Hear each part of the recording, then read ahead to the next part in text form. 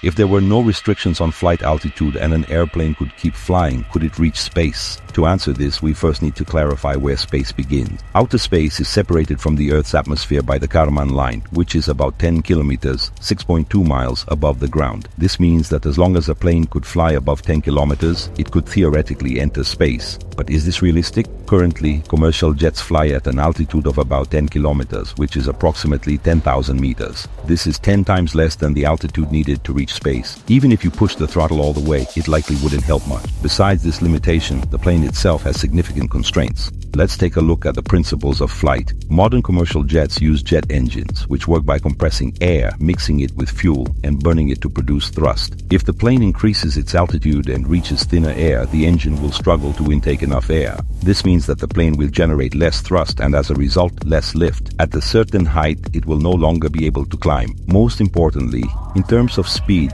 even if given the opportunity, the plane wouldn't fly fast enough to reach space. So, in conclusion, even if you equip the plane with 8 throttles, it still wouldn't be able to reach space unless you installed a rocket engine on the plane. In fact, there is an example of this, the Space Shuttle. It looks somewhat like a regular airplane but has a propulsion system similar to a rocket. It is equipped with external boosters, one large and two small, attached to the shuttle. When the shuttle reaches a certain altitude, the two small white solid fuel boosters detach after burning out. The large external fuel tank continues to propel the shuttle until it reaches orbit, at which point it also detaches. Although the Space Shuttle was advanced in terms of payload capacity and flight altitude, it still faced inevitable retirement. Why? There were several fatal reasons. First, safety issues. Up until 2003, only the United States and the former Soviet Union had built space shuttles. The US produced 5 shuttles that carried out 135 missions. However, 2 of these shuttles had catastrophic failures, resulting in explosions during launch and re-entry, leading to the deaths of 14 astronauts.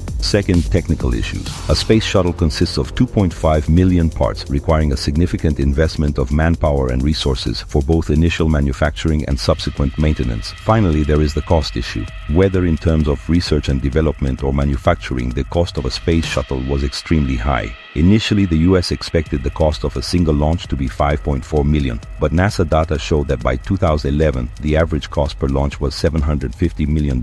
The entire space shuttle program cost as much as $137 billion, far exceeding the initial expectations. In summary, the high costs, complex technology, and inherent safety risks led to the decision to retire the space shuttle. If you found this deep dive into the limitations of aircraft and the fascinating history of the space shuttle enlightening, make sure to hit the like button, subscribe for more intriguing insights, and leave a comment below with your thoughts on the future of space travel.